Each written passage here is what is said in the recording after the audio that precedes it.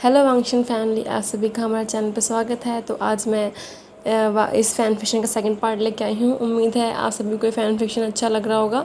तो प्लीज़ अपने प्यारे प्यारे कमेंट्स कीजिए, जिससे मुझे पता लग सके कि आप लोगों को ये फ़ैन फिक्शन अच्छा लग भी रहा है कि नहीं लग रहा। तो गाइस, पिछले पार्ट में हमने देखा था कि जो क्रूअल वांगजी था वो वेंग को एज ए कॉन्क्यूबाइन बना के अपने जो पैलेस है उसमें ले आया था और उसको उसका रूम मिल गया था। और वेंग को वहाँ उसके पैलेस की जो जितनी भी जो कॉन्क्यूबाइन जो क्वीन जो थी उसकी जो वाइफ थी उनकी कंडीशन को देख के पता लग ही गया था कि जो वांगजी है वो एक क्रूअल हार्टेड पर्सन है और वो मतलब कि उनसे अच्छा बिहेव नहीं करता, क्योंकि ज़्यादातर जो रानियाँ थी या तो मारी जा चुकी थी, मतलब कि उनका जो कमरे थे खाली थे, और जो थी भी वो डर के मारे वांगजी से दूर भाग गई थी। उनके आने की खबर सुन के सब छुप गई थी। और मतलब कि जो कुछ की जो कंडीशन थी वो अच्छी नहीं थी, क्योंकि वांगजी बहुत ही क्रूर पर्सन था। तो वो रहम नहीं करता किसी चीज़ पे, वो एक गलती की सजा भी तुरंत मौत ही देता था, उसको परवाह नहीं थी किसी चीज़ की। तो वेंग को वैसे डर लग रहा था, वैसे ही वेंग बहुत काइंड हार्टेड पर्सन है और वांगजी एक क्रूर पर्सन है। तो आज उनकी वेडिंग नाइट होती है। तो आज जो होती है उनकी वेडिंग नाइट होती है। तो जो हमारा वेंग होता है वैसे ही नर्वस होता है, क्योंकि उसने मतलब कि अभी इस बारे में कुछ सोचा नहीं था। उसका आज तक कोई लवर नहीं रहा था, उसने कभी किसी के बारे में सोचा नहीं था। सोचा था कि उसकी डेस्टिनी में उसका सोलमेट होगा, वो अपने आप एक ना एक दिन उसको मिल जाएगा। पर उसको नहीं पता कि जो उसका सोलमेट होगा वो जो वांगजी होगा वो उसको ऐसे इन परिस्थितियों में मिलेगा। तो क्या होता है, जो वेंग होता है वो रूम में बैठा हुआ था और जो मतलब वांगजी होता है वो धड़ाम से मतलब कि एंट्री लेता है। और जो वांगजी ने बहुत मतलब कि ड्रिंक की होती है, वो इस टाइम का मतलब कि अपने होश में नहीं होता और वो वेंग के पास आता है। हमारा वेंग जो होता है उसने अपना मुंह जो होता है वो हमेशा कवर करता था, और अभी उसका जो फेस था कवर ही था, उसकी जो आइज़ थी वही दिख रही थी। उनके रूम में जो चांद की रोशनी थी वो पड़ रही होती है और वेंग हमारा नर्वस होता है, बैठा होता है। वांग जिसके पास आता है वो वेंग से कोई बात कुछ नहीं करता, वो सीधे आके जो वेंग को जिसके बेड पे जो पुश करता है और उसके जो कपड़ों को खोलने जाता है। और वेंग उसको रोकता है, उससे वो बात करने की ट्राई करता है, बट जो वांग जी है उसकी एक नहीं सुनता। वो बस सीधे जो वेंग के जो कपड़े हैं रोप्स हैं उनको हटाना जाता है। तो उसकी ज्वेलरी होती है उसको खींच के हटा रहा होता है। उससे वेंग को थोड़ा पेन भी हो रहा होता है, क्योंकि जो वांग जी होता है बहुत जल्दबाजी में सब कर रहा होता है। और आखिर में वो जो वेंग का जो उसने जो नकाब ओढ़ा था उसको भी खींच लेता है। और ऐसे ही वो उसके जो फेस को देखता है चांदनी रात में, वो नशे में ही जो उसके फेस में खो जाता है, क्योंकि जो वेंग है बहुत ज़्यादा ब्यूटीफुल होता है। उसकी ब्यूटी कोई आज तक इतना ब्यूटीफुल पर्सन वांगजी ने भी अपनी लाइफ में कभी नहीं देखा था जो उसको आज देखने को मिला है। वो एक बिल्कुल जो वेंग हमारा एक फ्योरी की तरह है, वो इतना ब्यूटीफुल है। और वांगजी हमारा उसको देख रहा होता है और देखते ही जो वेंग उससे बात करने ट्राई करता है, वो उससे कहना था कि मुझे आपसे कुछ बात करनी है, क्या आप मुझे थोड़ा टाइम दे सकते हो, मैं अभी रेडी नहीं हूँ। वो वैसा कह ही रहा था, बट जो वांगजी हमारा उससे कोई रिप्लाई नहीं देता, ना वो अपना सिर सर कुछ नहीं लाता। वो तुरंत जो है अपने रोब्स को हटा देता है। वांगजी वेंग उसको रोकने की बहुत कोशिश करता है, उससे बात करने ट्राई करता है अपनी मासूम सी वॉइस में, क्योंकि हमारा वेंग बहुत मासूम सा होता है। बट वांगजी कुछ नहीं सुनता उसकी। वो तुरंत वेंग के जो हाथों को हैं वो अपने जो फोरहेड रिबन होता है उसका उससे टाइट कर देता है बेड पे, और बिना उसको मतलब कोई वार्निंग दिए कुछ भी किए बगैर प्रिपेयर किए ना उसका डायरेक्ट उसके साथ इंटीमेट होने जाता है। और जो वेंग का जो होता है ये फर्स्ट टाइम होता है उसका जो ये एक्सपीरियंस होता है इंटीमेसी का। तो जो हमारा वेंग होता है वो बहुत ज़्यादा हर्ट हो रहा होता है, उसको कोई प्लेजर इस टाइम फील नहीं हो रहा था, उसको सिर्फ पेन का एहसास हो रहा होता है। क्योंकि जो वांगजी है बहुत ही रफ होता है, एज अ क्रुएल्टी उसकी जो क्रुएल्टी होती है उसकी इंटीमेसी में भी शो हो रही होती है, क्योंकि वो वेंग को कहीं ना कहीं हर्ट कर रहा होता है और वो अपने होश में भी नहीं होता है। और वो बस जो वेंग की जो ब्यूटी है उसको एडमायर कर रहा होता है, और वेंग को वो हर जगह बाइट दे रहा होता है। और वो उसकी नेक पे इतनी तेज़ उसको बाइट करता है कि जो वेंग के दर्द के मारे चीख लग जाती है। उसकी वेंग की जो नेक से है वो ब्लीडिंग होने आती है। और फिर वांगजी से कहता है कि अब तुम मेरे हैं, मैंने तुम्हें अपना मार्क दे दिया है। और जो वेंग है उसकी आंखों से आंसू निकल रहे होते हैं, वो बहुत पेन में होता है, वो कुछ कहने के लायक भी नहीं होता। वो बस उसका नाम लेता है और कहता है वांगजी। बट जो वेंग होता जो वांगजी होता है वो उसके गुस्से देते हुए कहता है कि तुम मुझे वांगजी नहीं कह सकते, मुझे एम्परर कहो। तो जो वेंग है हमारा डर जाता है उसकी इस बात से। वो उसको उस दिन के बाद से मतलब कि वो कभी भी उसको वांगजी नहीं कहता, वो उसको एम्परर ही कंसिडर करता है। हमारा वांगजी जो होता है वो वेंग को बहुत ज़्यादा हर्ट करता है इस टाइम। वो बिल्कुल भी जो अपने जो क्रूअल्टी नेचर है पूरा शो करता है इस इंटीमेसी की नाइट में।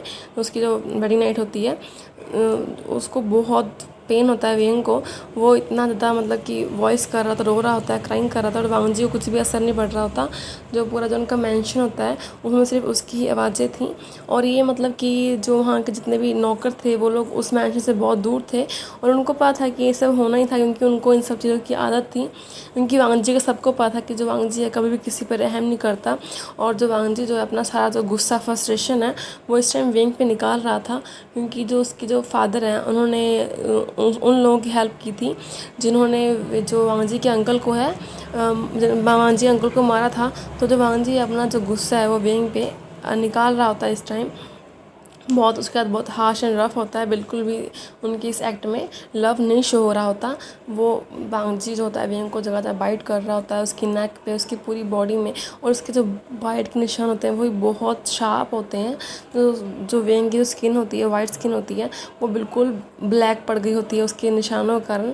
और जो वांगजी होता है वो बिल्कुल भी रुक नहीं रहा होता है, वो मतलब कि अलग अलग पोजीशंस ट्राई कर रहा होता है। कभी से जो हमारा वेंग होता है वो बिल्कुल ही उसके जो बॉडी में जान नहीं थी, वो तो अब बिल्कुल बेहोश हो चुका था। पर जो वांगजी है हमारा अभी भी नहीं रुक रहा होता है।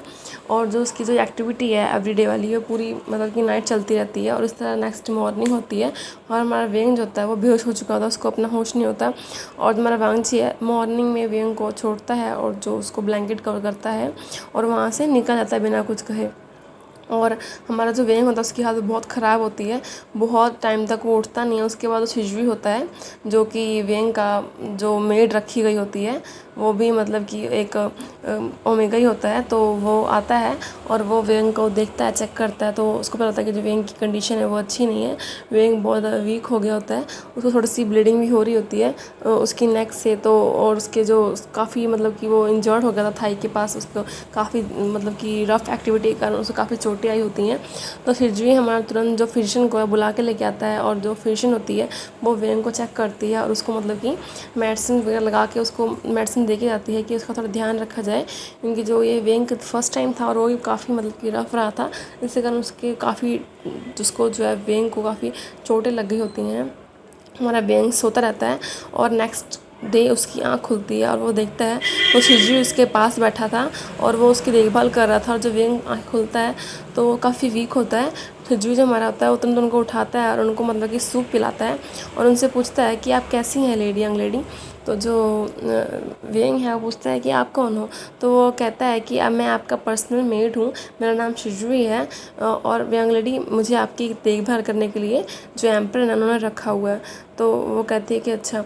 तो वो पूछता है कि मुझे क्या हुआ था। जो वेंग है वो शिजुई से पूछता है, शिजुई कहता है कि आपको कुछ नहीं हुआ था, वो आप अपने नाइट के बाद मतलब कि आपकी जो कंडीशन है वो अच्छी नहीं थी, आपको थोड़ा सा फीवर आ गया था, इसी कारण आपका ध्यान में रख रहा था। तो वेंग को सारी बातें याद आती हैं कि जो वांगजी ने उसको मतलब कि टॉर्चर किया था।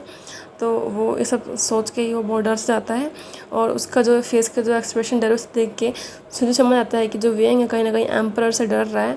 तो जो शिजू भी है वो उसको कुछ बताने लग जाता है मेडिसिन खिलाते हुए। वो कहता है कि मुझे पता है कि आप एम्परर को इस टाइम बिल्कुल पसंद नहीं कर रहे होंगे, क्योंकि उन्होंने जो आपके साथ जो बिहेव किया होगा नाइट में उसके कारण। बट फिर शिजू अपनी आँखों को ऐसे सही करते हुए कहता है कि जो हमारे एम्परर हैं वो हमेशा से ऐसे नहीं थे।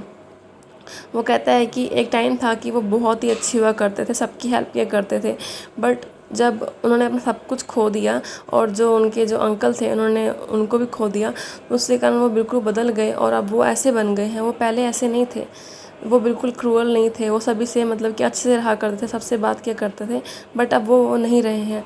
और सिज भी कहता है कि मुझे आज भी लगता है कि कोई ना कोई मिरेकल होगा और वो बिल्कुल चेंज हो जाएंगे, बिल्कुल पहले ऐसे हंगुन जुन बन जाएंगे। तो जो वेंग है वो कहता है क्या वो कभी अच्छे भी हुआ करते थे। तो सिचुए कहता है कि हाँ वो पहले बहुत अच्छे हुआ करते थे। वो कहते हैं कि आपको पता है कि मैं इस सेक्ट का नहीं हूँ, उन्होंने ही मुझे इस सेक्ट में लेके आए थे जब मैं छोटा सा बच्चा था और मैं खो गया था और मैं भटका करता था सड़कों पर और लोगों से मैं खाने का मोहताज था। तब उन्होंने मुझे देखा था और वो मुझे सेक्ट में लेके आए थे और उन्होंने मुझे यहाँ पे शरण दी थी। तो इसलिए मैं उनका बहुत शुक्रगुजार हूँ, वो मेरे लिए बहुत बहुत कुछ वैल्यू रखते हैं। तो वेंग कहता है कि बट मैंने जो उनका रूप देखा उससे तो मुझे डर ही लगता है, क्योंकि वो एक डेविल की तरह है। तो इसकी बात हिजवी को बहुत बुरी लगती है। हिजवी कहता है कि वो ऐसे नहीं है, उनको वो ऐसे हो गए हैं और मुझे उम्मीद है कि एक ना एक दिन वो ज़रूर बदलेंगे।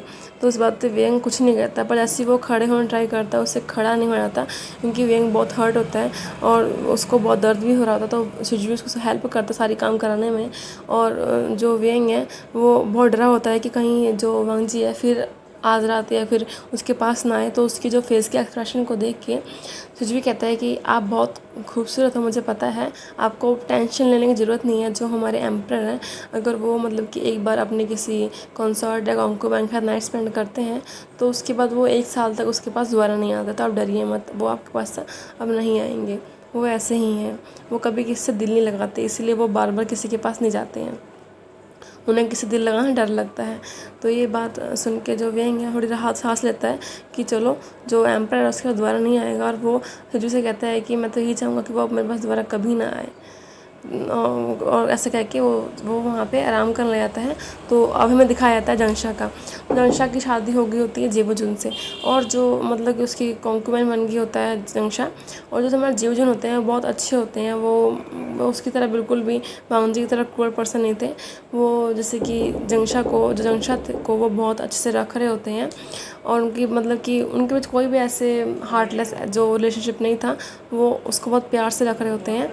तो आज का जो पार्ट है इसको मैं यहीं पे एंड करती हूँ। नेक्स्ट पार्ट में हम देखेंगे क्या होता है। Thank you so much guys.